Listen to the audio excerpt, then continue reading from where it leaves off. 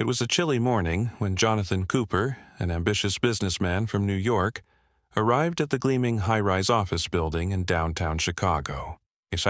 He was eager for his meeting with the CEO of a rising tech company, a meeting that promised lucrative opportunities. As he approached the entrance, a man dressed in a crisp navy blue suit stood at the door, holding it open. "Thanks," Jonathan mumbled, assuming the man was the doorman, just as he would have done in any fancy office building. The man nodded silently, stepping back to allow Jonathan to pass. But there was no time to waste. Jonathan strode in, mentally preparing for the negotiations ahead.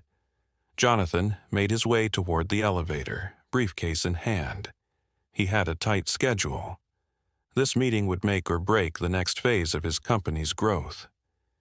He was so absorbed in his thoughts that he didn't notice the man following him closely, stepping into the elevator behind him. "Top floor?" the man asked. "Yes," Jonathan replied curtly, still distracted. The man pressed the button without a word, then stood silently, his hands neatly folded in front of him. When the elevator doors opened, Jonathan led the way out into the spacious lobby. He hadn't realized yet, but the man was still shadowing him.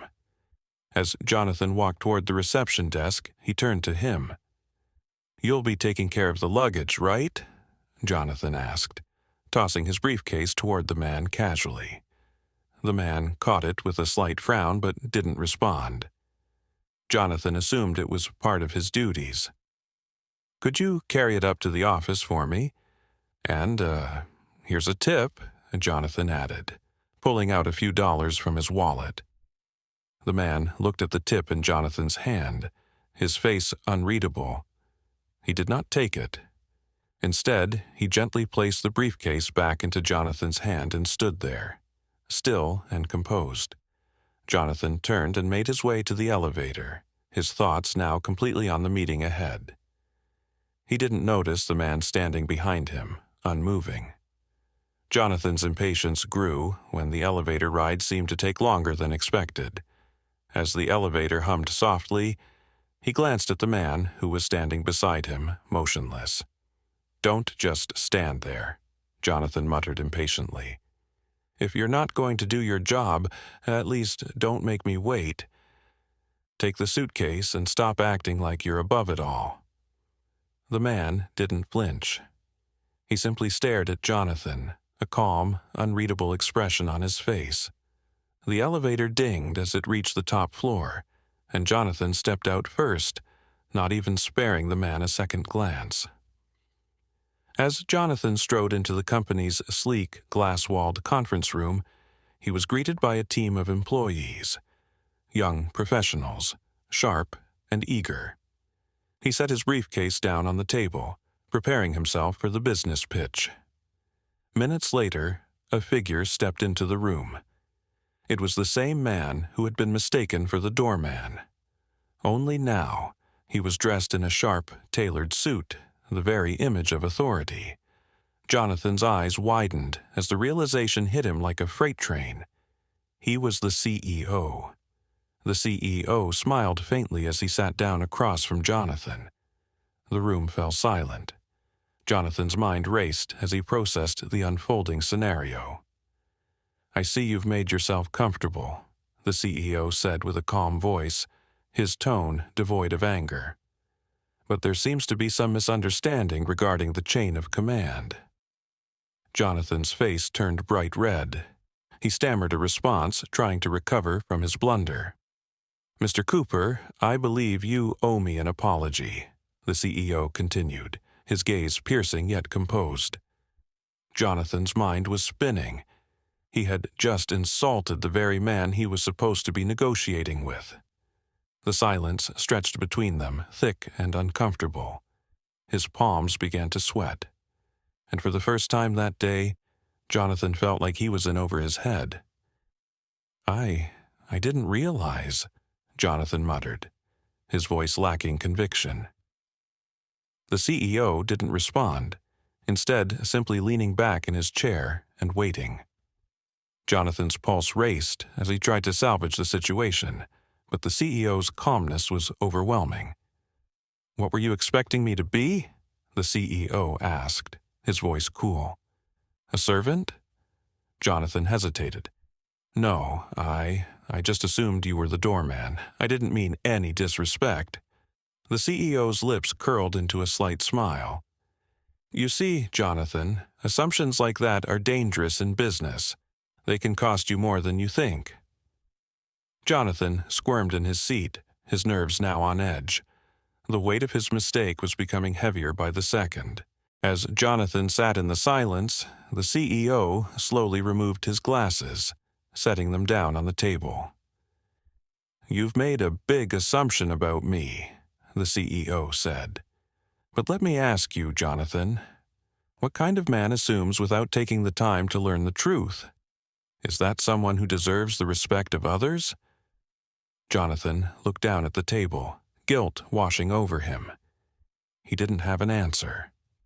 "Your actions speak louder than your words," the CEO continued, his voice unwavering. "You gave me a suitcase to carry, treated me like an employee, and forced a tip on me, all because you thought I was a doorman. Is that how you treat people you consider beneath you?" Jonathan's face flushed, and his throat tightened.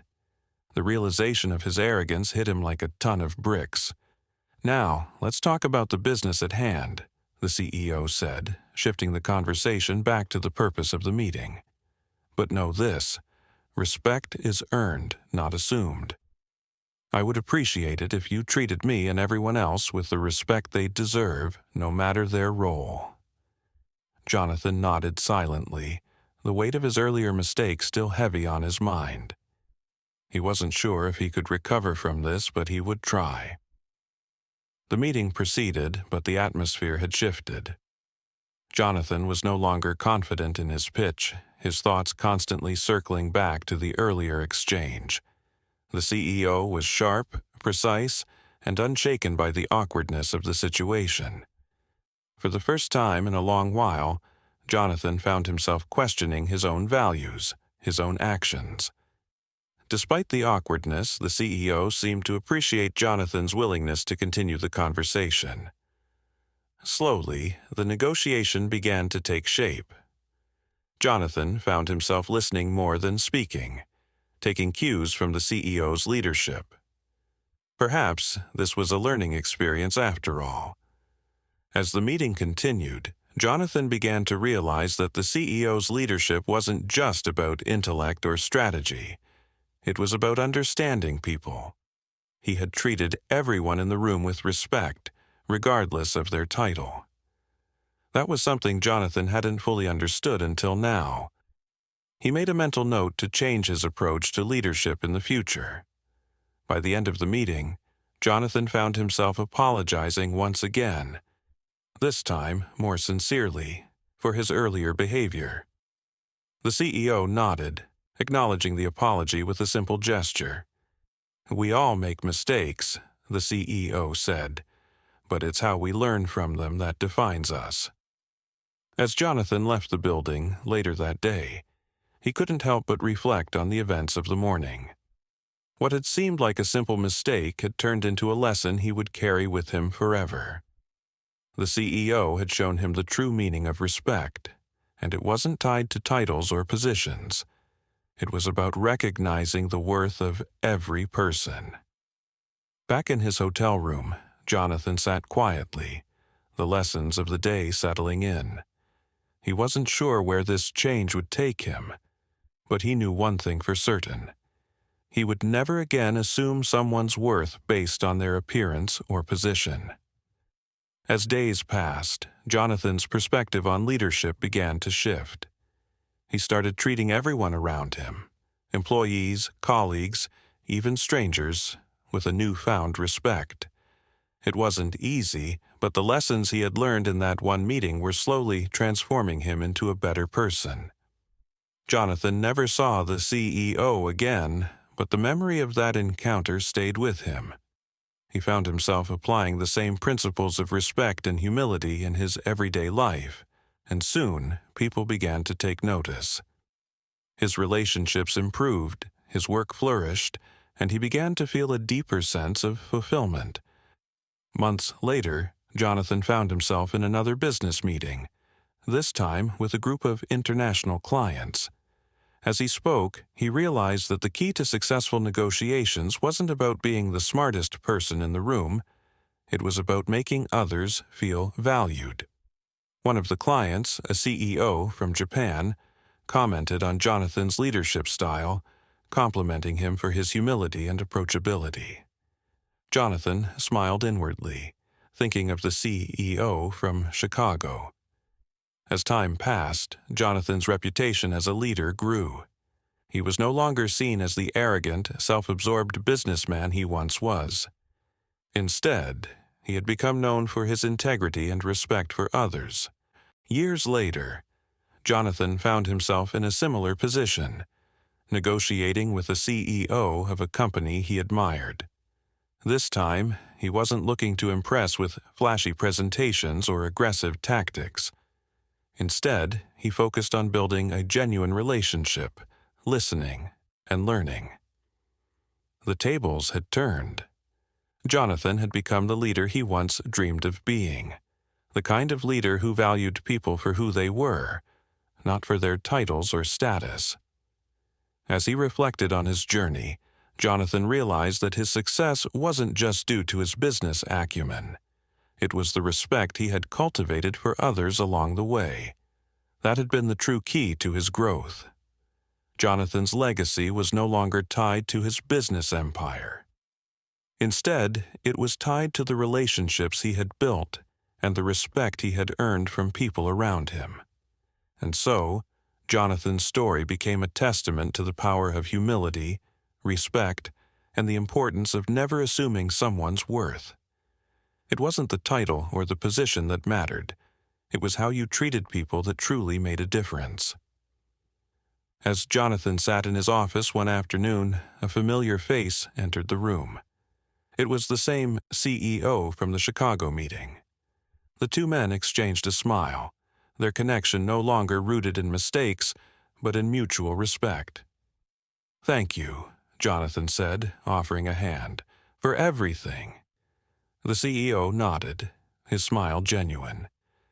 "The pleasure is mine, Jonathan. Remember, respect is the foundation of everything.